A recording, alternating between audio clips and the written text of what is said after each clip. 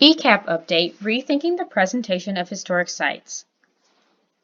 The Eastern Kentucky Arts Project was founded in 2007 as a way to connect communities with resources pertaining to visual arts and music in Eastern Kentucky.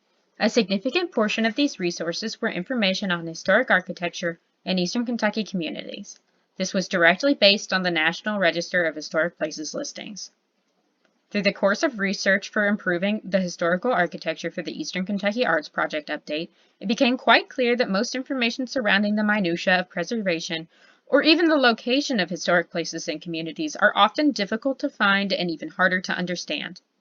Much of the information provided is not easily found through search functions or through government or state websites, which would discourage a person with a casual interest that is unfamiliar with preservation techniques. Several issues were found, such as dead links, website redesigns that rendered information inaccessible, complicated language, ineffective search and database functions, and low visibility for ongoing projects and fundraising.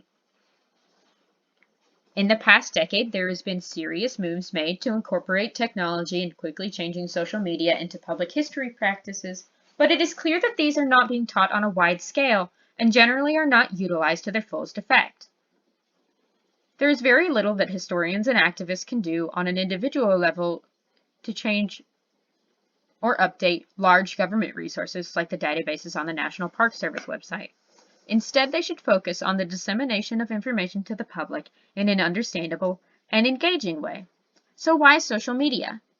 People use social media for a variety of reasons, and it has become a very integral part of many people's lives, where most people have come to organize events, receive news, or even shop through social media accounts. This change has been particularly difficult for preservation programs because of the inherent ephemerality of social media, and it's difficult for many programs to keep up with constantly changing trends and technologies. Organizations need to connect with audiences on an emotional level to make them passionate about historic preservation and interested in interacting with and supporting projects. Platforms like Instagram have proved in the past to be invaluable in aid to certain social movements through its ability to gain instant audiences, instant feedback, and easily share information on a global scale. Studies have shown that millennials and Gen Z are very socially active and would likely be willing to get involved in preservation programs or projects if only presented with the information.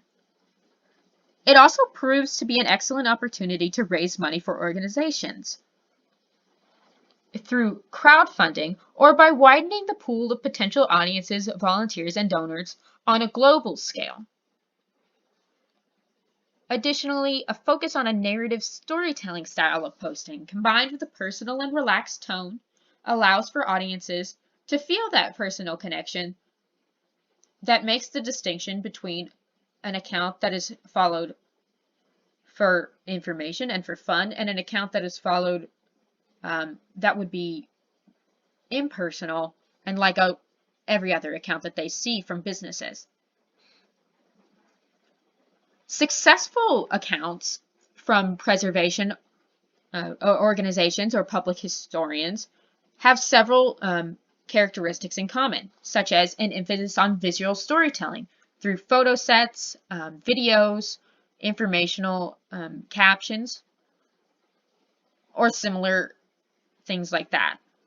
They also keep an eye on trends, so they use popular hashtags or dance trends to connect back to their collections or to their project. And this also makes the channel more likely to show up in search functions. Programs like Instagram and Twitter are not chronologically organized like one would assume, but are boosted through an algorithm that was designed to promote posts that are more likely to do well.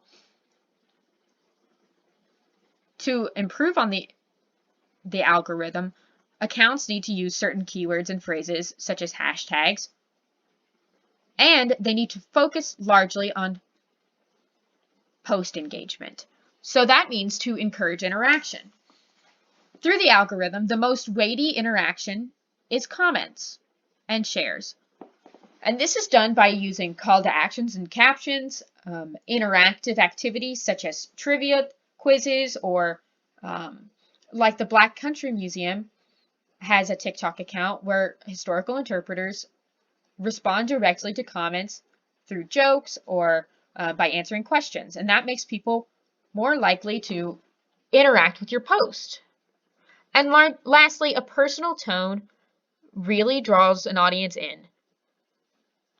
And it really proves that an examination of successful preservation or cultural historical accounts displays the merits of a personal tone and policy of digital storytelling.